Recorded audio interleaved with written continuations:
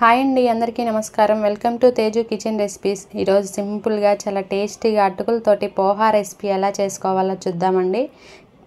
Morning హడావుడు లేకుండా కేవలం 5 నిమిషాల్లో ప్రిపేర్ చేసుకోవచ్చు. అంతా బాగుంటుంది పోహా రెసిపీ. తినే కొద్దీ తినాలనిపిస్తుంది. అది ఎలా చేసుకోవాలో చూద్దామండి. ఒక బౌల్ తీసుకొని అందులోకి 2 గ్లాసుల అటుకులు వేసుకుంటున్నాను.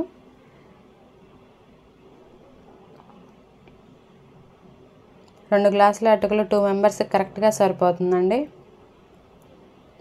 ఇందులోకి వాటర్ యాడ్ చేసుకొని 3 టైమ్స్ వాష్ చేసుకోవాలి. ఏదైనా ఎక్స్ట్రా మురికిగా ఉంటే పోతుంది. నీళ్ళన్నీ వంపేసుకోవాలి. అలాగే ఇంకో 2 టైమ్స్ చేసుకోండి. నీట్గా వాష్ చేసుకొని పెట్టుకోవాలి. ఇందులోకి 1 గ్లాస్ వాటర్ వేసుకొని 2 నిమిషాలు నాననివ్వాలండి. అప్పుడు అటుకులు కొంచెం సాఫ్ట్గా అవుతాయి. మరొక బౌల్ తీసుకొని ఈ నీళ్ళన్నీ పిండుకొని మరొక బౌల్లోకి తీసుకోవాలి. అటుకుల్ని నీళ్ళన్నీ గట్టిగా పిండేసుకోవాలి.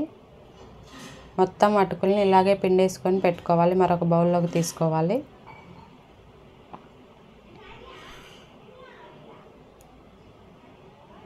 పిండేసుకొని ఒక 2 నిమిషాలు అలాగే వదిలేయాలండి. సాఫ్ట్గా అవుతాయి. చూడండి, ఇలా మనకు ప్రెస్ చేసి చూస్తే సాఫ్ట్గా అయిపోతాయి అటుకులు. ఇంకా మనం తాలింపు పెట్టేసుకోవచ్చు. స్టవ్ మీద ప్యాన్ పెట్టుకొని తాలింపుకు సరిపడినంత ఆయిల్ వేసుకోండి. నేను 3 టేబుల్ స్పూన్ ఆయిల్ వేసుకుంటున్నాను.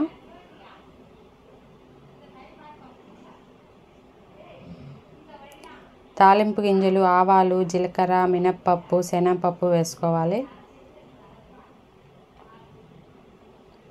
ఒక ఎండుమిర్చి, 2 టేబుల్ స్పూన్ల వేరుశెనగ పప్పులు వేసుకొని దోరగా ఫ్రై చేసుకోవాలి. వీటన్నిటిని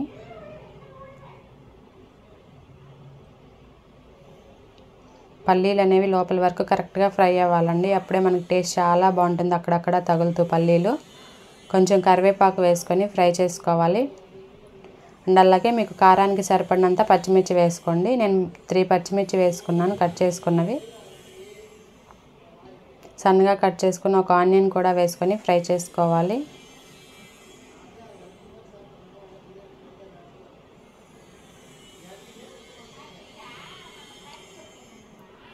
ఇందులోకి 1/2 టేబుల్ స్పూన్ పసుపు వేసుకోవాలి. అండ్ అలాగే 1 టేబుల్ స్పూన్ సాల్ట్